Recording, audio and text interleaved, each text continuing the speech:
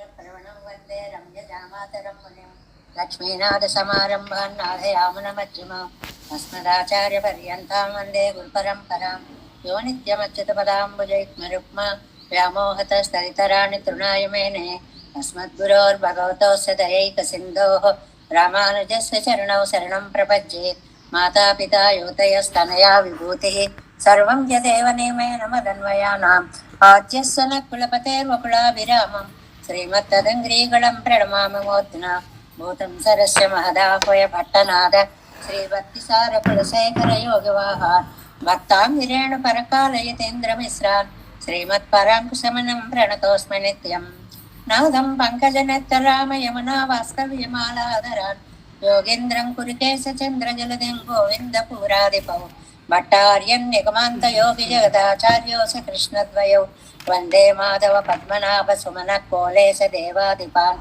నమో వేదాంత వేద్యాయ జగన్మంగళహేతవే యస్య వాగమృతాసార పూరితం భువనత్రయం వేదాంత వేద్యామృతవారిరాసేః వేదార్థ సారామృతపూరమగ్ర్యం ఆదాయ వర్షంతమహం ప్రపద్యే కారుణ్యపూర్ణం కల్వైరిదాసం శ్రీమత్కృష్ణ సమాహ్వాయ నమో యామున సోనవే యత్కటాక్షణ లక్ష్యాణాం సులభ శ్రీధర సదా శ్రీకృష్ణ పాద పాదాబ్జే నమామి శిరసా సదా యత్ప్రసాద ప్రభావేన సర్వసిద్ధిరభూన్మమ లోకాచార్యాయ గురవే కృష్ణపాదస్య సూనవే సంసార భోగి సందష్ట జీవ జీవాతవే నమః శ్రుత్యర్థసారజనకం స్మృతి బాలమిత్రం పద్మోల్లసద్భగవదంగ్రి పురాణ బంధం జ్ఞానాదిరాజమవ్యప్రదరాజపుత్రం అస్మద్గురుం పరమకారుణికం నమామి ద్రావిడాంనాయ హృదయం గురు రమ్య జామాతృదేవేన దర్శితం కృష్ణ సోనున సుందర జామాతృమునే ప్రపద్యే చరణాంబుజం సంసారార్ణవ సమ్మగ్న జంతు సంతారపోతకం నమోస్తు దేవరాజాయ చతుర్గ్రామ నివాసినే రామానుజార్యదాసస్య సుతాయ గుణశాలినే నమ శ్రీశైలనాథాయ కుంతీనగర జన్మనే ప్రసాదలబ్ధ పరమ ప్రాప్య కైంకర్యశాలినే శ్రీశైలేశ దయాపాత్రం దేభక్త్యాది గుణార్ణవం యతీంద్ర ప్రవణం వందే రమ్య జామాతరం మునిం శ్రీరంగ సింహగిరిదేశక పాదసేవా ప్రాప్తాఖిల ద్రవిడ వేద రహస్య జాతం శ్రీ గౌతమాన్వయజం ఆశ్రిత భాగధేయం గోపాలదేశకమహం శరణం ప్రపద్యే కౌశికాన్వయ సంజాతం వెంకటార్యతనూభవం వేదాంతాచార్య సత్శిష్యం గుడైవర్లమహం భజే శ్రీమద్ వెంకటరంగార్య శిష్యం సత్శిష్య సేవదిం శ్రీ లక్ష్మణార్య విబుధం సంశ్రయే దేవి దీప్తయే ఓమస్మద్గురుభ్యో నమః భక్తామృతం విశ్వజనానుమోదనం సర్వార్ధదం శ్రీ శఠగోపవాङ्మయం సహస్రశాఖోపనిషత్ సమాగమం నమామ్యహం ద్రావిడ వేద సాగరం తిరువజిదినాడెన్నం తన్ కురువూరెన్నం மறுவினியவன் பொருள் என்றும் அருமறைகள் அந்தாதி செய்தான் அடியினையே எப்பொழுதும் சிந்தையாய் நெஞ்சே தெளிந்து மனத்தாலும் வாயாலும் வன்பொருவோர் பேணும் இனத்தாரை எல்லாதிரைஞ்சேன் தனத்தாலும் ஏதும் குறைவிலேன் எந்தை சடகோபன் பாதங்கள் யாம் உடைய பத்து ஏந்த பெருங்கீர்த்தி ராமானுசமுனிதம் வாயந்த மலர் பாதம் வணங்குகின்றேன் ஆய்ந்த பெரும் சீரார் சடகோபன் செந்தமிழ் வேதம் தரிக்கும் பேராத உள்ளம் பெறா வாந்திகளன் சோலை மதிலரங்கள் வன்புகள் மேல் ஆன்ற தமிழ் மறைகள் ஆயிரமும் இன்று முதல் தாய் சடகோபன் மயம்பாள் வளர்த்த இதத்தாய் இராமானுசன் மிக்க விரை நிலையும் மெய்யாமயர் நிலையும் தக்க நெறியும் தடையாகி தொக்கியலும் ஊழ்வினையும் வாழ்வினையும் போதும் குருகை அறிவோன் யாழினிசை வேதத்தியல் நம்மாழ்வார் திவ்ய திருவடிகளே சரணம் எம்பெருமானார் திவ்ய திருவடிகளே சரணம் ஜீயர் திவ்ய திருவடிகளே சரணம் ஓம் அஸ்மத் குருభ్యో నమః జై శ్రీమన్నారాయణ భాగవత గోష్ఠికి దాసోహాలు సమర్పిస్తూ చాలా చక్కగా తరగతిలో అన్వయిస్తూ చాలా శ్రద్ధగా విషయాలన్నీ కూడా రాసుకుంటూ ఇలా చదవాలి అంటే అలా చదువుతూ రాగయుక్తంగా చదవాలి అంటే రాగాన్ని మేళవిస్తూ చాలా చక్కగా ఉంది గోష్ఠి. ఈ గోష్ఠి వర్ధతాం అభివర్ధతామని పెరుమాళ్ళని ప్రార్థిస్తూ మనం నమ్మాళ్ళ వాళ్ళు అనుగ్రహించినటువంటి ఛాందోగ్య ఉపనిషత్తు సామవేద సారమైన తిరువాయిమొഴി దివ్య ప్రబంధం 3వ పదిలో 5వ తిరువాయిమొഴിలో మొదటి పాసురంలో అవతారికను పూర్తి చేసుకుని పాసుర వ్యాఖ్యానంలోకి ప్రవేశించాము. ఒక్కసారి పాసురాన్ని అనుసంధానం చేసుకుందాం. பொய்கை முத்தலை சிறை பட்டு நின்ற கைமாவு கருள் செய்த கார்முகில் போல் வண்ணன் கண்ணன் எம்மானை சொல்லி பாடி எழுந்தும் பரந்தும் துள்ளாதார் தம்மால் கர்மமன் சொல்லீர் தன் கடல் పట్టత్తు உள்ளீరే.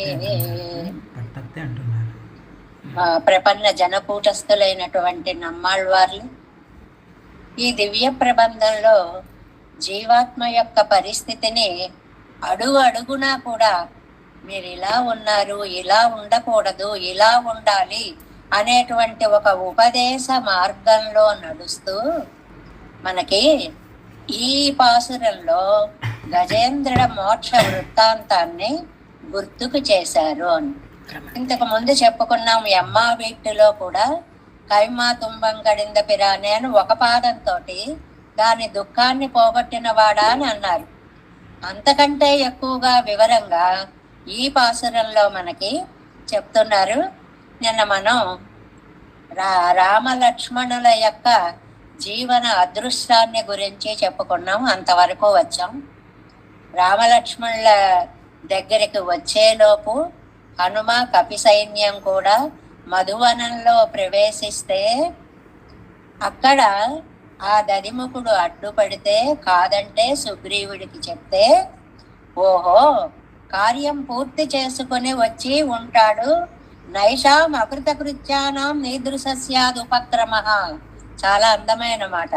పని చెయ్యని వాళ్ళైతే ఇంత ఉత్సాహంగా ఇంత ధైర్యంగా ఇటువంటి పనులు చేయరు కాబట్టి పని పూర్తి చేసుకు వచ్చి ఉంటాడు అని చెప్పి సుగ్రీవుడు అనుకున్నాడని అంతవరకు చెప్పుకున్నాం. భట్టర్ వారి చమత్కారాన్ని చెప్పుకున్నాం. ఏమని, అమ్మయ్య రామలక్ష్మణులు చాలా అదృష్టవంతులండి, మధ్యలో మధువనం వచ్చింది కాబట్టి వారి ఆనందం అంతా మధువనం మీద ప్రయోగించేశారు. ఆ పళ్ళ మీద, ఆ చెట్ల మీద, ఆ మొక్కల మీద చూపించారు. అదే గనక లేకపోతే డైరెక్ట్ గా రామలక్ష్మణుల దగ్గరికి వస్తే ఆనందంతో చేపట్టుకు లాగేసి వీపు మీద బుద్దేసి కౌగిలించేసుకుని ఇలాగా రామ రామ చూసాం ఇన్ని వందల మంది చెప్తే ఒక సునిశ్చితమైనటువంటి దండ నలిపితే ఎలా అయిపోతుందో అలా అయ్యేవారో ఏమిటో రామలక్ష్మణులు, అలా వాడిపోయేవారో ఏమిటో, వాళ్ళ జీవన అదృష్టం బాగుంది అని చక్కగా చిన్న చమత్కారాలండి మనం ఎప్పుడూ చెప్పుకుంటున్నాము. మళ్ళీ కవి గారు చాలా అందమైనటువంటి పద్యం రాశారు అని చెప్పుకున్నాం. అసలు ఈ తిరువాయిమొഴి గురించి మా అన్నగారు అందించిన పద్యం ఇది. ఎక్కడి శ్రీ శఠారిముని ఏమి కవిత్వము అవేమి పాసురాల్, ఎక్కడి దివ్య దేశ కథలు ఎక్కడ నంబిళవారి ఈడులో వ్యాఖ్యలు, మధ్య మధ్యమన భట్టరు వారి రసోక్తులేమి. ఆ పదంకి అనమాట ఇది. మధ్య మధ్యలో భట్టరు వారి రసోక్తులు ఈ చక్కని గోష్ఠిలో నిలిపి స్వామి తరింపగ చేసే దాసిని ఇలాంటి గోష్ఠిలో మన్ని నిలబెట్టారు అని ఆ వాళ్ళ కవిగారు అనుకోవడమే కాదండి, మనందరం కూడా ఇలాంటి గోష్ఠిలో అన్వయం పొందినందుకు ధన్యులము అంటారు. అలాగా భట్టరు వారి చమత్కారాలు ఎక్కడికక్కడ మనస్సును ఒక్కసారి ఆనంద తరంగాల్లో ఓలలాడిస్తూ ఉంటాయి అనేటువంటిది అంతవరకు చెప్పుకున్నాం.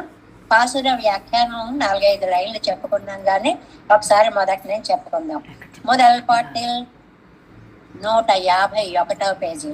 ஆசிரியர் பட்டுமடவின் கரையிலே கலங்கா பெருநகரில் நின்னுமா அரை குலையா தலை குலையா வந்து விழுந்து நேர்மையன் சந்தித்தால் వికృతరాగార వస్తువులు ఎంగిరారు. ఇందులో మనం చెప్పుకున్నాం భగవద్గుణానుభవాన్ని పొందినప్పుడు, వడలు తెలియనటువంటి ఆనందాన్ని కలిగినప్పుడు, ఆ ఆనంద ప్రకటన దేహంలో కనిపించకపోతే, నోరారా పాడకపోతే, మనసారా ధ్యానించకపోతే, తనువుతోటి ఒక్కసారి నాట్యం చెయ్యకపోతే ఎందుకండి వాటి యొక్క జన్మ? ఎలాంటి పెరుమాళ్ళు? గజేంద్రుణ్ణి రక్షించినటువంటి పెరుమాళ్ళు నన్ను రక్షించాలి అనే కోరిన ఈ పెరుమాళ్ళ యొక్క దర్శనము గజేంద్రుడికిని జీవుడికిని ఎంతో పోలిక ఉంది అని 100 సార్లు చెప్పుకుంటున్నాం. మళ్ళీ మళ్ళీ చెప్పుకుంటున్నాం. అసలు గజము అంటేనే మనము చెప్పుకున్నాం కదండి. గచ్చతి జాయతే, వెడుతోంది, పుడుతోంది. ఎవరు? ఈ ఆత్మ శరీరంలోంచి వెడుతోంది, మళ్ళీ పుడుతోంది. గచ్చతి జాయతే ఇది గజః. పునరపి జననం పునరపి మరణం అన్న దానికే గజము అని పేరు. అది ఈ జీవతత్వానికి ప్రతీక. ఇలాంటి జీవతత్వంలో ఉన్న మనం త్రికూట పర్వతం మీద, పర్వత ప్రాంతంలో ఉంది ఆ ఏనుగు. సత్వరజస్ తమస్సులు అనేటువంటి 3 గుణాలే మనకి త్రికూట పర్వతాలుగా ఇక్కడ కనిపిస్తున్నాయి. వీటితోటి ఈ సౌందర్యాన్ని చూసి, ఈ సరస్సులను చూసి, ఈ పువ్వులను చూసి, ఈ విషయానుభవాలను చూసి జీవుడు ఆకర్షింపబడుతున్నాడు. ఏనుగు కూడా అలాగే అందమైన తటాకాన్ని చూసింది. అక్కడే ఉన్నాం మనం. వ్యాఖ్యానం 152వ పేజీ. మొయ్మాం పూం పొజిల్ వన్నుగల్ మొయ్కప్పట్ట పొజిల్. మా అంటే మొయ్ మా పూం కజిల్ అనేది చక్కటి వ్యాఖ్యానాన్ని ఇచ్చారండి. ఒకటేమో తుమ్మెదలు గుమిగూడేటువంటి తోటలు, రెండవదేమో చాలా నిబిడంగా దట్టంగా ఉన్నటువంటి తోటలు. అవేమో అక్కడో పువ్వు కాదండి, అల్లుకుపోయి ఉన్నాయి. ఆ అల్లుకుపోవడం కూడా పిచ్చి పిచ్చిగా పెరిగిపోతే అడవిలా అవుతుంది. అలా కాదు, చాలా అందంగా అల్లుకుపోయినటువంటి తోటలలో అది అందమైనటువంటి పువ్వులు పూసినటువంటి మొయ్యన్ను నెరుక్కమాయ్ సోలై చెరువు. ఆ తటాకం యొక్క అందాన్నంతటిని కూడా ఈ పాసురంలో ఈ విశేషణాలతోటి నమ్మాళ్ళవార్లు మనకు అందిస్తూ ఆ చెరువు తాను మనోహరమాయిరిక్కుమిరే. ఆ అందం, ఆ కొండలు, ఆ తోటలు, ఆ సరస్సు, ఆ పూలు అవన్నీ ఒక్కసారి మనస్సుని హరించాయి. మనకు కూడా సంసార సాగర విశాల కరాళ కామ నగ్రహ గ్రసన నిగ్రహ విగ్రహస్య. ఏం అద్భుతంగా అన్నారండి శంకర భగవత్పాదులు. ఇది ఒక పెద్ద సాగరం సంసారము అనేటువంటిది. గజేంద్ర మోక్షం మన కథ. ఎందువల్ల అంటే ఇందులో లోపల విశాల కరాళ కామాలు, కామము అనేటువంటి నక్రాలున్నాయి, కోరిక అనేటువంటి నక్రాలున్నాయి. ఇక్కడ చెరువులో ఒక జంతువు నక్రం ఉంది. మనం ఉన్న ఈ సంసారం అనేటువంటి చెరువులో కోరికలు అనేటువంటి నక్రాలున్నాయి. గజేంద్రుడి దగ్గర చెరువులో ఒకే మొసలి ఉంది. మన జీవితం అనేటువంటి ఈ చెరువులో పంచేంద్రియములు అనేటువంటి 5 మొసళ్ళు గట్టిగా పట్టుకొని ఉన్నాయి. గజేంద్రుడిదే ఉందండి, ఒక నీటి పురుగు పట్టుకుంది. కానీ మనది విషయాలు పట్టుకున్నాయి. విషయాలు ఎంత భయంకరమైనవైతే విషం కంటే కూడా గొప్పవి. విషం అనుభవించిన వారినే నశింపచేస్తుంది. విషయం భావించినా కూడా వాళ్ళని నశింపచేస్తుంది. అంత భయంకరమైనటువంటి ఆ విషయాలనే మొసళ్ళు మన్ని పట్టుకున్నాయి అనేదాన్ని అడుగడుగున గజేంద్ర ఘట్టంలో ఉన్న ప్రతి విషయము కూడా మన జీవితాలతో సమన్వయం చేసుకోవాలి అని పెద్దలు మనకి చక్కటి వ్యాఖ్యానాన్ని ఇచ్చారు. మా పొజిల్ మా వాలుండాన పొజిల్ ఎన్నుదల్ పరంద పొజిల్ ఎన్నుదల్. దట్టంగా నిబిడంగా వ్యాపించి ఉన్నటువంటి తోటలు. పూం పొజిల్ పూత పొజిల్ ఎన్నుదల్, పూలతో నిండినవి. ఆ తోటలకి ఎన్ని విశేషణాలు వేశారో చూడండి. చాలా దూరంగా విశాలంగా వ్యాపించి ఉన్నాయి. అక్కడక్కడ కాకుండా దట్టంగా నిబిడంగా ఉన్నాయి. 1-2 పూలు కాకుండా వడలంతా పులకరించినట్లు పువ్వులు పూసి ఉన్నాయి. తోటలకు 3 విశేషణాలు అన్నమాట. పూత పొజిలెన్నుదల్కి సర్వమాత్రత్తై చొల్లెత్తాలి, ఇంక మనోహర తత్వై చొల్లెత్తాగిరదు. 2 ఒకటి దాని యొక్క వైభవాన్ని, దాని యొక్క వ్యాప్తిని చెప్పారు. ఇక్కడ మనోహరత్వాన్ని, మనోహర మంచి పదం అండి. మనస్సుని హరించేది. ఒకసారి ఇలా చూసాము అంటే అబ్బా ఎంత బాగుందో, ఇందులోకి ఒక్కసారి దిగితే బాగుండను, ఈ నీళ్లు చల్లుకుంటే బాగుండను, ఈ పుష్పాన్ని తొండంతో తీసి భగవానుడి పాదాల మీద సమర్పిస్తే బాగుండును అని మనస్సుని ఒక్కసారి కరెంటు షాక్ కొట్టినట్టుగా మనస్సును ఒక్కసారి ఆకర్షించేసింది. పొయ్గై ఇచ్చాది పూవార్ కజిల్గడిలే పని మార పూత్తేడిక్కడయ్యామయ్యాలే ఇడర్ పట్టుగిర ఇవన్నో. ఈయనకి మనకి సంస్కృత భాగవతంలో చెప్పిన గొప్ప విషయం ఇది ఏమిటంటే, గజేంద్రుడికి సరస్సులో దిగాలి, ఆడుకోవాలి, సరదా చెయ్యాలని కోరిక పుట్టలేదుటండి. ఈ సరస్సులో ఉన్న ఇంత అందమైన పద్మాన్ని చూడగానే స్వామి యొక్క పాద పద్మాలు గుర్తొచ్చాయి. ఈ పద్మాన్ని తీసుకెళ్ళి ఆ పాద పద్మం మీద పెట్టాలి అనే కోరిక, అది తీరకపోతే దుఃఖపడిన గజేంద్రుడు అని చెప్పారండి. ఇందులో మనం అన్వయించుకుంటే ఏం చెప్పాలి? ఇలాంటి సంసారంలో ఉన్నప్పటికీ కూడా మన మనఃపద్మాన్ని భగవంతుడి పాద పద్మాల యందు సమర్పించాలనే కోరిక మనకి ఉండాలి అనేటువంటి సమన్వయం.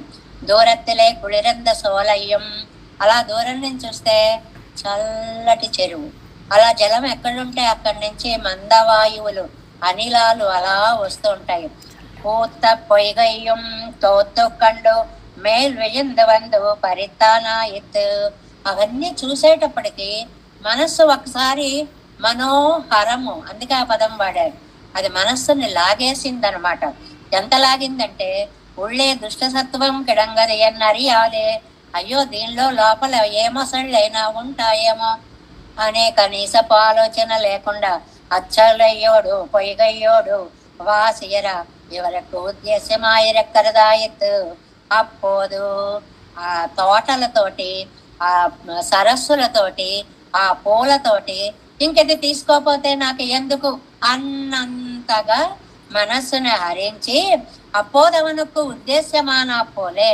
అవనుకు అంటే గజేంద్రుడికి అప్పుడు ఉద్దేశ్యం ఒక్కటే, ఈ పుష్పాన్ని తీసి స్వామి పాద పుష్పముల యందు సమర్పించాలి, అప్పుడు అందం దర్శించాలి, రెండు పుష్పాల జోడి దర్శించాలి. ధైర్యదన్ పెద్ద మరదగమణిత్తడత్తుక్కు పోలియా ఇరుక్కమరే ఈ పొయ్గయ్యం. ఏదైనా మంచి వాళ్ళకి ఏది చేసినా కూడా మంచి మంచి ఆలోచనలు వస్తాయండి. ఇది ఎలా ఉంది అని అడిగారు అనుకోండి, ఎవరికి అనుభవంలో ఉన్న ఉదాహరణలు వాళ్ళు చెప్తూ ఉంటారు, ఇలా ఉంది అలా ఉంది అని. నమ్మాళ్ళ వాళ్ళకి ఏది చెప్పవలసి వచ్చినా కూడా ఆ సరస్సు ఎలా ఉందంటే రామచంద్రుడు అనే సరస్సులా ఉంది అన్నారు. దయరథన్ పెత్త అంటే దశరథుడు పొందినటువంటి పొందినటువంటి అంటే రామచంద్రుణ్ణి దశరథుడు కొడుకుగా పొందాడే, అలా పొందినటువంటి దయరథన్ పెద్ద మరదగమణిత్తడత్తు కొప్పోలి.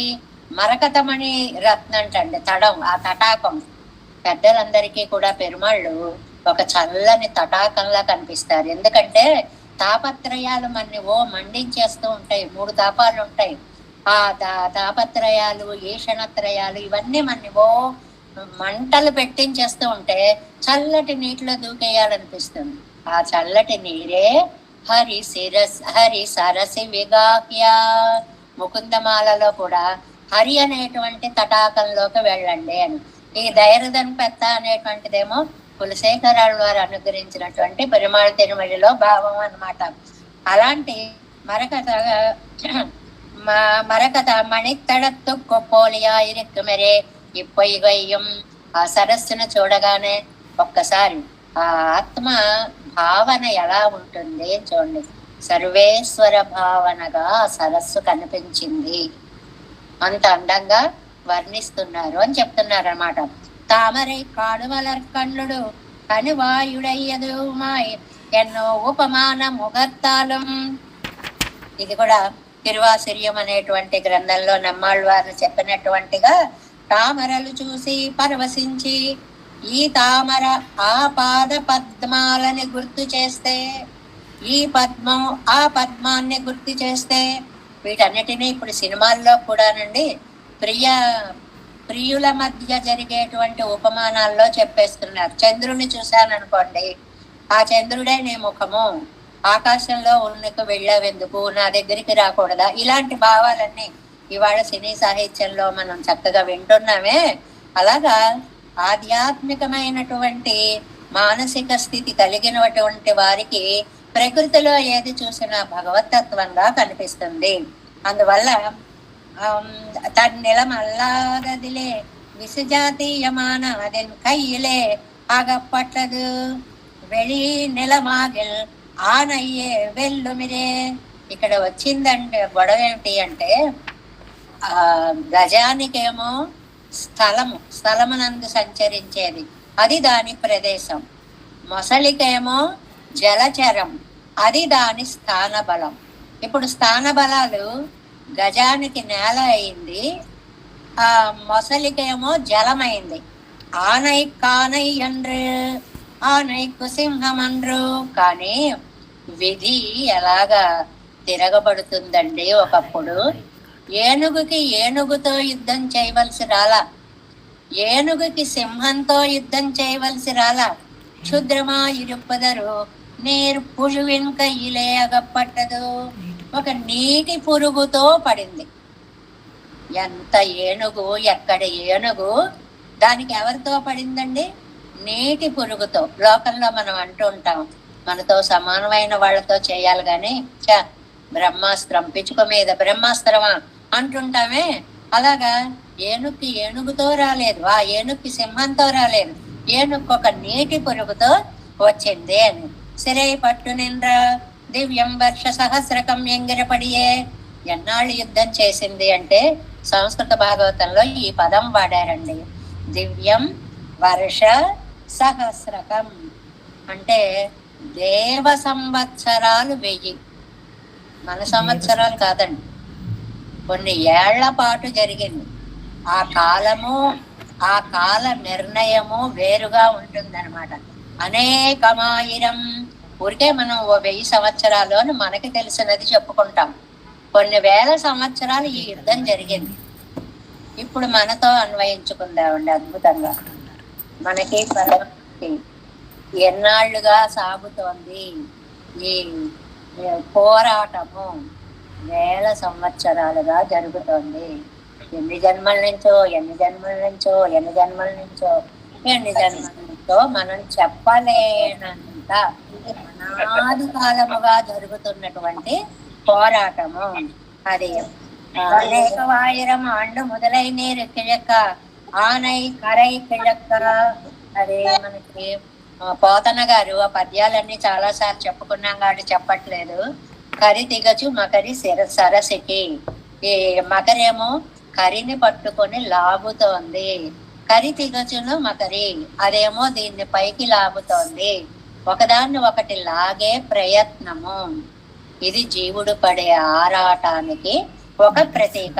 ఈ రెండినుడై యోగం వ్యాపారమై పొందదు. ఇది రెండు కూడా ఎన్నాళ్ళండి? ఒక వ్యాపారం అంటే ఇక్కడ బిజినెస్ అని కాదు, అది జీవన క్రియ అయిపోయింది, అలవాటు అయిపోయింది. పుట్టడం చావడం, పుట్టడం చావడం, సంసారం లాగుతూ ఉంటుంది. జీవుడు మళ్ళీ బయటపడుతూ ఉంటాడు, మళ్ళీ ప్రవేశిస్తూ ఉంటాడు. ఇది గజానికి మొసలికి సాగినటువంటి యుద్ధము జీవాత్మ పరమాత్మల మధ్య జరిగే అంతర్యుద్ధము అనేటువంటి దాన్ని మనం గుర్తుకు పెట్టుకోవాలి. గజ ఆకర్షతే తీరే గ్రహ ఆకర్షతే జలే. గజమేమో ఒడ్డుకి లాగుతోంది, గ్రాహం ఏమో నీళ్లలోకి లాగుతోంది. ఆ ప్రయత్నాలు అలా జరుగుతూనే ఉన్నాయి. ఏం గరపడియే నెక్స్ట్ పేజ్. పిందదు తవిరందు முதலையின் వ్యాపారమేయాయ్ ఆనయ్యన్ వ్యాపారమో వినింద్ర నిలై. చివరికి సారాంశం ఏమిటండి? గజం యొక్క వ్యాపారము ఆగిపోయింది. అంటే లా ఒక్కింతయు లేదు, ధైర్యము విలోలంబయ్య, ప్రాణంబులుంటావులు తప్పెను, మూర్ఛ వచ్చే. ఇంత వచ్చేసాక ఇంకా అదేం చేస్తుందండి? ఏమి చేయకుండా నిలబడిపోయింది. కానీ ఆనైకు తన్నెలమల్లామయ్యాలే. ఎందువల్ల ఇలా జరిగిందండి? అది దాని స్థానం కాదు, నీళ్లలో అది ఏమీ చెయ్యలేదు. బలక్షయం పిరక్కుం, అందువల్ల బలం తగ్గిపోయింది. మొదలైకు మరి మొసలికండి తన్నెలమాగయ్యాலும் అభిమత సిద్ధియాలు, చిన్న పదం వేసేసారండి. పెద్ద వృత్తాంతాన్ని గుర్తుకు తెచ్చుకోమన్నారు. అది దానికి స్థాన బలం జలం కాబట్టి స్థాన బలము గాని తన బలము కాదయ్యా విశ్వదాభిరామ వినరవేమ అన్నట్లుగా ఎవరెవరికి ఎక్కడెక్కడ స్థాన బలాలు ఉంటాయో అలా ఇక్కడ దీనికి స్థాన బలం ఉంది అనేటువంటిది. రెండో మాట వేశారండి, అభిమత సిద్ధియాలు, కోరిక తీరడం కోసము అని వేశారండి. అప్పుడు ఈ వృత్తాంతాన్ని అంతా చెప్పుకోవాలి. ఇంద్రద్యుమ్న మహారాజు తపస్సు చేసుకుంటున్నాడు. మహర్షి వస్తే లేవలేదు. మొద్దులా ఏనుగులా పడున్నావు కాబట్టి ఏనుగైపో అన్నాడు అని ఆయనకి శాపం వచ్చేసింది. దేవల మహర్షి స్నానం చేస్తుంటే హాహా హూహు అనేటువంటి గంధర్వుల్లో ఏ గంధర్వుడు వెళ్ళి ఆయన కాలు పట్టుకున్నాడు. ఆట కోసం సరదాగా. నీళ్లలో స్నానం చేసేటప్పుడు కాలు పట్టుకుంటే ఎంత భయం వేస్తుందండి మామూలుగా. అలా అయ్యేటప్పటికి జలచరంగా ఇలాంటి పని చేసావు కాబట్టి నువ్వు మొసలివి అయిపో అని చెప్పి ఆ గంధర్వుణ్ణి ఆయన శపించాడు. ఇప్పుడు మరి నాకు ఎలాగ శాప విమోచనం అంటే, ఒక భాగవతోత్తముడు యొక్క కాలు పట్టుకో అని చెప్పి శాప విముక్తి చెప్పాడు. ఎవరి కాలు దొరుకుతుందా అని మొసలి ఎదురు చూస్తూ అభిమత సిద్ధియాలు ఇన్నాళ్ళకి కాలు దొరికింది అమ్మయ్య అని గట్టిగా రెండు వైపులా నొక్కి పట్టి, ఎంత బాగా చెప్తారండి పోతనామాచ్యుల వారు, పాదద్వంద్వము మీద మోపి పవనున్ బంధించి పంచేంద్రియోన్మాదం పరిమార్చి బుద్ధిలతకున్ మారాకు హత్తించి ఒక యోగి నిష్కేద బ్రహ్మ పదావలంబన క్రియన్. అద్భుతమైన పదం అండి. ఒక యోగీశ్వరుడు పరమాత్మని పట్టుకోవడానికి ఏ విధమైనటువంటి తపస్సు చేస్తాడో, ఏ యోగ ప్రక్రియ ఆచరిస్తాడో అదంతా అలా ఉంది మొసలి గజేంద్రుణ్ణి పట్టుకోవడము. ఎంత అద్భుతమైన సమన్వయం చూడండి. ఓ మొసలి ఓ ఏనుగుని పట్టుకుంది మన్ని చెప్పమంటే హాయిగా ఇలా చెప్తాం. అలా కాదండి, ఒక యోగీంద్రుడు పరమాత్మ యొక్క పాదాన్ని పట్టుకున్నట్టుగా ఇది అభిమత సిద్ధియాలు. బలం ఇరట్టెత్తిరక్కుమిరే, దాంతో ఇరట్టి డబల్ అయిపోయింది, బలం ఎక్కువైపోయింది. అమ్మయ్య ఈనాళ్ళకి భాగవతోత్తముడు పాదం దొరికింది అని దానికి బలం ఎక్కువైపోయింది అన్నమాట. మురువలి మొదలై తిరుమంగయ్యాళ్వార్ల పాసురాల్లో చెప్పినట్లుగా ఎన్నక్కడ వదిరే తన అభిమత సిద్ధికి ఒరు కరయ్యడి కానవల్లోమే ఎండ్రు. కరయ్యడి అంటే ఏనుగు పాదం అన్నమాట. ఎప్పుడు పాదం దొరుకుతుందా అని ఆలోచిస్తున్న మొసలికి హృదయ క్లేశతోడే కిడక్కయ్యాలే, బెంగ పెట్టేసుకున్నది మొసలి. ఎవ్వళ్ళు రావట్లేదు, ఎవ్వరూ దిగట్లేదు, ఎవరి కాళ్ళు పట్టుకోవాలి అని. బలక్షయం పిరంతిరుక్కం ఇప్పోదు అది పెరుగయ్యాలి. ఇంతకాలం బలం తగ్గిపోతుంది, ఇప్పుడు అది లభించడం వల్ల మురువలియామిరే ఎక్కువ బలం వచ్చేసింది. ఆనందమే బలం అండి దేహానికి. ఏదైనా ఒకటి చేయగలము, చేస్తున్నామంటే రెట్టింపు ఉత్సాహంతో ఎలాంటి పనులైనా చేసేస్తాం కదా. తన అభిమత సిద్ధికి తాను కాల్వాసి ఎరందరే పత్తిత్తు అది కాల్వాసి ఎరందరు. ఆ పాద ద్వంద్వ మాహాత్మ్యం అంటే తన శాపాన్ని పోగొట్టడానికి ఉపయోగపడే భాగవతోత్తముల యొక్క కాలు దొరికింది అనే ఆనందంలో మొన్న ఇప్పుడిత్తదిల్లయ్యే, ఇంతకాలం ఇది దొరకలేదు కదా, నెడుంకాలం ఎల్లాం నన్ను శాపమేక్షత్తు కోవరు కరై అడి కాణవల్లోమే. ఎప్పుడు వస్తారు, ఎవరు వస్తారు, నా శాపం ఎలా తీరుతుంది, ఏ శ్రీపాదాలను నేను ఆశ్రయించాలి, ఎన్నో కిడక్కరదు అది పెట్టాలి. అలా దుఃఖించి ఈనాడు ఆ పాదం దొరకడం వల్ల విడాదిరే. ఎక్కడ విడుస్తుందండి? కోరలు పాదంలోకి గుచ్చేసి గట్టిగా పట్టుకుని ఉంది అన్నమాట. ఎలాగా అంటే ఇంద్రియ సుఖాలు మనిషిని పట్టుకున్నట్లు అడుగడుగున ఈ సమన్వయాన్ని చేసుకుంటూ వెళ్ళాలి. నెడుంకాలం ఎల్లాం కడయడి అంటారు. ఆనైకు పేరు కరయ్యడి అంటే ఆనైకు పేరు ఆయన ఇచ్చారు. ఇది ఏనుగు కాలు అని ఏనుగుకి పేరుగా చెప్పుకోవాలి. కై మావుకు ఏదైనా మొన్న వందాలు నమ్మై కై మించి వారాదు. ఎన్నిగై కండిరిక్క ఇరుదున్నో ఉత్తదెంగయ్యం. ఇంతకాలం ఈ ఏనుగు ఎలా ఉంది ఏంటంటే, నాకేమిటి, నన్నెవరేం చేస్తారు, నేనేదైనా తప్పించుకోగలను అనే ఒక కైమించి వారాదు, అది ఒక ధీమా అంటామే మనం. నన్నెవడేం చేయలేడు. ఇక్కడ జీవుడికి చెప్పుకోవాలి, అహంకారంతో ఉండి నా అంతటి వాడు లేడు అనుకుంటూ ఉంటాడు జీవుడు. ఆనై ఇంద్రుయరం, అది కూడా మనకి ప్రేదినమజలో చెప్పినట్లుగా ఈ పాసురాలన్నీ మళ్ళీ వివరంగా చెప్పుకోవాలంటే ఇంకో పాసురార్థాన్ని అంతటిని మనం చెప్పుకోవాలి. భావం ఇదే అందులో చెప్పింది ఏమిటంటే, జీవుడే గజము అనేటువంటి విషయాన్ని అన్నమాట. ఎన్నక్కడ వదిలే అరుள் செய்தா తుదుక్కై ముత్తచ్చైదేయం. దిగాడండి నీళ్లలోకి, దిగేటప్పటికి తొండం నీళ్లలో ములుగుతోంది. ములిగినా కూడా పువ్వు పరువాటం వారాదపడి తప్పిడుతుకుండా నిన్నదాయత్తు, అయ్యయ్యో ఈ పువ్వు వాడకూడదు, దీనిని పరమాత్మకి ఇవ్వాలి అని కిందకి వేళ్లాడే తొండాన్ని పైకి ఎత్తి పట్టుకున్నాడు. దీన్ని మనకి అందమైన పిక్చరైజేషన్ కదండి. గజేంద్రుడు ఇలా మొసలి పట్టుకోవడం, తొండంలో అద్భుతమైనటువంటి కమలము. ఈ వర్ణనను బట్టే ఆ చిత్రాలన్నీ వచ్చాయి. అదిల్ సెవిమారాదపడి, ఇది కాంతి పోకూడదు, తిరువడిగలిలే ఇరువెత్తుకొండు స్వామి పాదాల మీద పెట్టాలి నిన్న నిలయ మొదలయ్యన్ వాయిలే ఎగపట్టానయ్యన్ కాలై తిరక్కయ్యాలే స్పర్శిత్తు కుళిరా కటాక్షిత్తు నిన్న నిలయ. అలాంటి దానిని స్వామి చల్లగా ఒక్కసారి దగ్గరకు వచ్చి ఎలా వచ్చాడు, ఏం చేశాడు, ఎంత కంగారు పడ్డాడు, ఇవన్నీ మనం లౌకిక జీవనంలో ప్రతి నిత్యం గజేంద్ర మోక్షంలో చెప్పుకుంటూనే ఉంటాం అన్నమాట. దాన్ని ఎలా చేశాడు, முதலையின் வாயிலே அகைப்பட்ட ஆனையின் காலை తిరుక్కయ్యలే స్పర్శెత్తు కుళిర కటాక్షిత్తు నిన్న నిలయే. చాలా అందమైన వాక్యాలండి. ఆ ఏనుగుని రక్షించాలి అంటే ఏనుగు కాలు మొసలి నోట్లో ఉంది కాబట్టి ఏనుగుని మొసలిని రెండిటిని బలంగా లాగి నేల మీకు తెచ్చాడు. మొసలు కూడా వచ్చేసిందండి, నీళ్లలోంచి బయటికి వచ్చేసింది. ఆనైకు నడుంగై నిట్టాగ వన్నాదెండ్రు తువ్వాయి పుల్లూరిందు వందిరే పూవిడెత్తు కొండం. అది ఎక్కడో దూరంగా కాకుండా దగ్గరగా వచ్చి, ఇది జీవుడికి జీవుడే అక్కర్లేదండి, అంత దూరం కూడా వెళ్ళక్కర్లా.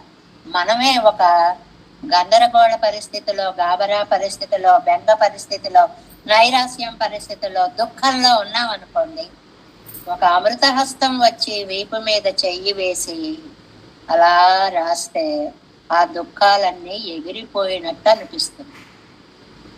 ఆ స్పర్శ, ఆ ఓదార్పు ఎంతో హాయిని కలిగిస్తుంది. అలాగా పరమాత్మ యొక్క హస్తము తన మీద పడగానే గజేంద్రుడికి ఎక్కడ లేని ఆనందము కలిగింది. అరుள் செய்தா ఆనయ్యన్ కాలిల్ విలంగయిలే వెట్టి విట్టదు. ఈ ఏనుగు యొక్క కాలికి సంకెలలా ఉంది ఈ మొసలి, అంతే కదండి, కదలనివ్వట్లేదు, మెదలనివ్వట్లేదు, కాలు కదపనివ్వట్లేదు. పొడివాయి విలంగిరే முதலையன் வாயிலே అగపట్టానయ్యన్ కాలై తిరుక్కయ్యాలే స్పర్శెత్తు. ఆ కాలుంటండి స్వామి తన చేత్తో అలాగ పట్టుకుని బయటికి తీసేటండి. Next page. అదనుడయ్యా గ్రాహత్తై పోకినన్న నిలయి. అది మొసలితో కూడా ఏనుగుని లాగుతుంటే అది కూడా వచ్చేస్తాను. గ్రాహం చక్రేణ మాధవ ఇరే. ఆ బయటకు వచ్చిన తర్వాత ఆపరేషన్ అండి ఇది. ఆ ఆపరేషన్ ఎలా చేశాడు, చక్రాన్ని మొసలి నోటిలోకి పంపించాడు.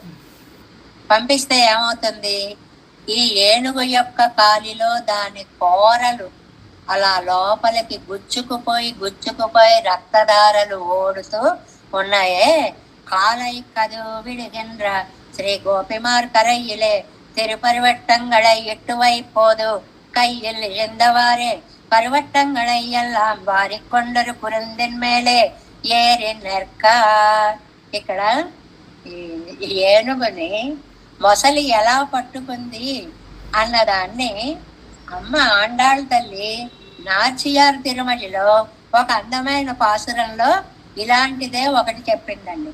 ఏమని అనంటే, కాలైక్కలు విడగెంద్ర కయలుడు వాడై విరగి வேலை பிழைத்தன்ன மார்களோட்டில் என்னை விளையாட்டோ போல சித்தாடை பலவும் கொண்டு நீ ஏறிராதே போலங்கரிய பிரானே గురిందడై కూరై పనియాయ్.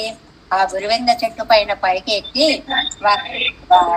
జల స్నానాలు చేస్తున్నప్పుడు వస్త్రాలన్నీ గట్టున పెడితే అవన్నీ పట్టుకెళ్ళిపోయి కొన్ని కొమ్మల మీద, కొన్ని రెమ్మల మీద, కొన్ని తలకి తల చుట్టుకుని అలాగా అన్ని పైన పెట్టుకుని ఉంటే ఆ ఘట్టాన్ని ఇక్కడికి తీసుకొచ్చారండి నంబిళ్ళయ్య గారు. ఆ సమన్వయం చూడండి. ఏమయ్యా, ఆ వేళ ఒక ఏనుగుకి ఒక నీటి పురుగు పట్టుకుంటేనే అలా రక్షించాలి, ఈ వేళ నేను వేటి చేత బాధింపబడుతున్నానో తెలుసా? వేటి చేత బాధింపబడుతోంది అంటే అందమైనటువంటి 2 పదాలు వేశారండి. కాలై కత్తు విడిగిండ్ర, ఇది కయల్ అంటే పెన్ను, వాళై అంటే ఆణ్ణు అని చేపల్లో కూడా మగ చేప ఆడ చేపలు ఉంటాయి కదండి. ఆ చేపలు ఒక్కసారి కాళ్ళని కరిచేస్తున్నాయి. గోపికలు ఏమని ప్రార్థిస్తున్నారో చూడండి కృష్ణుడిని. కృష్ణ మా వస్త్రాలు ఈ వస్త్రాలు ఇవి అన్నారు. ఇందులో మళ్ళీ ఏదో ఒక ధర్మోపదేశం, వివస్త్రలై స్నానము చేయకూడదు, ఏదో ఒక వస్త్రం జుట్టు పెట్టుకొని స్నానం చేయాలి, అది నేర్పడానికి ఇలా చేశాడు అనేటువంటిది ఒక అర్థం. శేషత్వ జ్ఞానం కలిగి ఉండాలి, అది వస్త్రము అని ఒక అర్థం. అవన్నీ పక్కన పెడదాం. నా కాళ్ళని గోపికలు అంటున్నారు. అందులో ఒక చదువుకున్న గోపికట, చాలా బాగా తెలుసున్నటువంటి గోపికట. ఏంటంటే, ఆ వేళ నిన్ను ఆశ్రయించిన ఏనుగుని ఒక నీటి పురుగు పట్టుకుంటే అది భరించలేక పరుగులు పెట్టుకుంటూ వెళ్ళావే. ఇవాళ ఎక్కడో అది ఒక అడవిలో ఏనుగు, ఇవాళ మేమంటే నీకు చాలా ప్రియమైనటువంటి వాళ్ళం, మమ్మల్ని కరిచేస్తున్నాయి. ఏం కరుస్తున్నాయండి? 2 చేపలు కరుస్తున్నాయట. అది అందంగా చెప్పడంలో ఊరికే సొగసు అన్నమాట. 2 చేపలు. మొసలి బలిష్టమైన ఏనుగుని పట్టుకుంటేనే నువ్వు భరించలేకపోయావు, మేము అబలలం కదా, మరి అబలమైన మమ్మల్ని 2 చేపలు, ఆవేళ ఒక మొసలే పట్టుకుంది, మమ్మల్ని 2 చేపలు పట్టుకుంటున్నాయి. ఒక్క మొసలికే పరిగెపెట్టిన వాడివి 2 చేపలు కరిచినా కూడా రావా ఇవాళ అని పెరియాళ్ వారి పుత్రిక కాబట్టి, ఆండాళ్ తల్లి ఆ వంశంలో పుట్టినవాడు కాబట్టి అంత అంతమైనటువంటి భావాన్ని చెప్పింది అని అంటారనమాట. ఇక్కడ தங்களாலான அளவெல்லாம் அனைத்து பார்த்த விடத்திலும் அவன் பெண்ணை எங்கொடாதே ஓஷியா அவர்களிலே ஈஸ்வர மர்மஜ்ஞையா இருப்பாள் ஒருத்து செல்லுகிற వార్తయ్యా ఇత్తు. పెరమాళ్ళ యొక్క మాహాత్మ్యాన్ని తెలిసిన ఒక గోపిక ఉదహరించిన పాసురం ఇది. అందరు గోపికలు అడుగుతున్నారు వస్త్రాలు ఇమ్మని, ఒక గోపిక అడుగుతున్నటువంటి ఆ మాటలని అందంగా నాచియార్ తిరుమలలో ఆండాళ్ళ తల్లి కరిచేవేమో చిన్న చిన్న చేపలని, అక్కడ మొసలి, కానీ దాన్ని అందంగా ఎలా సమన్వయించిందో చూడండి. ఒక నీటి పురుగు కరిస్తేనే వచ్చావే, 2 చేపలు కరిచేస్తున్నాయి రావా. ఆ చెప్పడంలో అవి పెద్దవి అవి బాధించేస్తున్నారు కాబట్టి మా వస్త్రాలు మాకిచ్చే, మేము గబగబా బయటకు వచ్చేస్తాము అని. కయలోడే కూడా వాళ్ళయ్యానదు కాలై కదువానెంద్రదు. ఈ మత్స్య విశేషాలు, చేపల్లో విశేషాలు అని, అదే కయల్లో వాళై, ఆడ చేప మగ చేప ఇలాంటి. తన్னை ఆశ్రయిత్తదొరు యానయ్యై ఒక నేర్పుజ నలయ, ఒక నీటి పురుగు పట్టుకుంది. వీళ్ళ ఉద్దేశంలో అంత పెద్ద మొసలి ఏమైపోయింది? చెప్పడంలో ఉంటాయండి ఏవైనా సరే. ఎంత పెద్దదైనా లైట్ గా చెప్పచ్చు, ఎంత చిన్నదైనా ఎక్కువ చేసి చెప్పచ్చు. ఒక పూర్వం అండి, ఈ రోజు షాంపూలు ఇలాగా తల ముందుకేసుకుని స్నానాలు చేసేడాలు, జుట్లు విరబోసుకోవడాలు ఇవన్నీ అప్పుడు లేవు కదండి. వారంకి తలంటేవారు, ఏదో ఒక శుక్రవారం అనో ఏదో పెట్టుకునేవారు ఆడవాళ్ళకి. ఓ అత్తగారిని, అమ్మ మీ కోడలికి ఎప్పుడెప్పుడు తలంటు పోస్తావమ్మా అని అడిగారు. దివిలికి దివిలి దీపావళికి పోసేస్తారు, దీపావళికి అంటే సంవత్సరంకోసారి పోస్తుంది. చెప్పడం సంవత్సరం, కానీ అది ఎలా ఉంది? దివిలికి దివిలి దివిలికి దివిలి రోజు పోసేస్తున్నట్లుగా ఉంది. మరి అమ్మ నీ కూతురికి ఎలా చేస్తావమ్మా? బుధోరం శనోరం బుధోరం శనోరం. అబ్బా ఎంత గ్యాప్ బుధవారంకి శనివారంకి మధ్యలో ఒక 3 రోజులకు ఒకసారి పోసేస్తుంది. ఇక్కడ ఏదైనా చెప్పడంలోనే ఉంటుంది. ఏముంది, దాన్ని దాటేస్తే వెళ్ళిపోవచ్చు అంటారు. ఆ దాటడం అనేది సముద్రాన్ని దాటినంత పని అన్నమాట. కానీ చెప్పేవాడు అది ఈజీగా చెప్పేస్తారు అన్నమాట. అలాగే ఇక్కడ అక్కడ నిన్ను పట్టింది ఒక నీటి పురుగు. ఏం నీటి పురుగు అండి? 1000 సంవత్సరాలు ఏనుగుని లాగి కదలనీయకుండా చేసినటువంటి బలం కలిగిన శాపరూపమైన మొసలి అది. దాన్ని అంత తేలిగ్గా చెప్పాను. అది పొరుక్క మాట్లాడే త్వరితొక్కొండు వందో విజుక్కడ నవనన్ అంతరంగరాన நாம் நோவுபடா நின்னால் వారాదిరా నిన్ను మత్తాలే సొల్లెగిరాள். ఏదో ఒక జంతువు, ఏదో ఏనుగని రక్షించావు, మేమెవరం? నీకు ప్రియాతి ప్రియమైన వాళ్ళం, మమ్మల్ని నువ్వు రక్షించవా? మా కోసం నువ్వు రావా అని అందంగా ఆండాళ్ళ తల్లి ఎంత చెప్పినా ఆ మృదుత్వము, ఆ భావన, స్త్రీత్వము అనేటువంటిది ఆండాళ్ళ తల్లికే తగినటువంటి అనమాట. వారాదిరా నిన్న మత్తాలే సొల్లెగిరార్ ஆனையை ஒரு நேரு புழு ஆய்த்தனங் நல்கிறது அவளைகளான எங்களை 2 நேரு புழுகிடாய் நல்கிறதென்கிறார். இத்தை கேட்ட போதே பரிவட்டங்களையும் கொண்டு அரை குலைய வந்து విజుమెన్ని తేరిత్తిరార్. ఎంత బాగా అదొక్కటే పాసురమే వ్యాఖ్యానం చెప్పుకోవచ్చండి. సరేనయ్యా, మొసలు పట్టుకుంది, ఏనుగును పట్టుకుంది, ఎలా వచ్చావు? ఇది ఒక నానుడి లాంటిది అన్నమాట. గుర్తు పెట్టుకోండి. అరై కులయ్య తలై కులయ్య అంటే జుట్టుమిడి జుట్టంతా విడిపోతోంది, బట్టంతా జారిపోతోంది. అంటే ఎలా ఉన్నవాడు అలాగ ఏమైపోతోందో తెలియకుండా పరిగెట్టుకొచ్చావే. ఇవాళ మా ఎదురుకుండా చెట్టు మీద కూర్చున్నావు, చక్కగా చుట్టుకొని కూర్చున్నావు, మేము కనిపిస్తున్నాము. ఇక్కడ ఉన్నవాడు ఇక్కడ పడేయడానికి ఏమిటయ్యా నీకు బెంగ? అదనమాట అర్థం. దానికోసం అంత కష్టపడ్డావే. గోపికల్ని రక్షించడానికి, నీ ప్రాణప్రియుల్ని రక్షించడానికి ఇలా చేయవా? వైష్ణవ సంతానత్తులే పిరందార్కు ఆండాళ్ళ తల్లి గురించి ఒక కృతజ్ఞతాభావాన్ని ఇక్కడ ఆవిడ పాదాల మీద సమర్పించేశారు నంబిళ్ళయ్య గారు.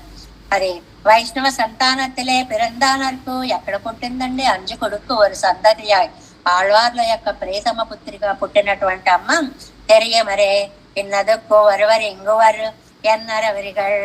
ఇప్పుడు ఇక్కడికి రావాలి, వస్తాడు, దగ్గరుంటాడు, బాధ పోగొడతాడు. ఈ సామ్యాన్ని ఆ కథతో మేళవించింది ఆండాళ్ళు తల్లి.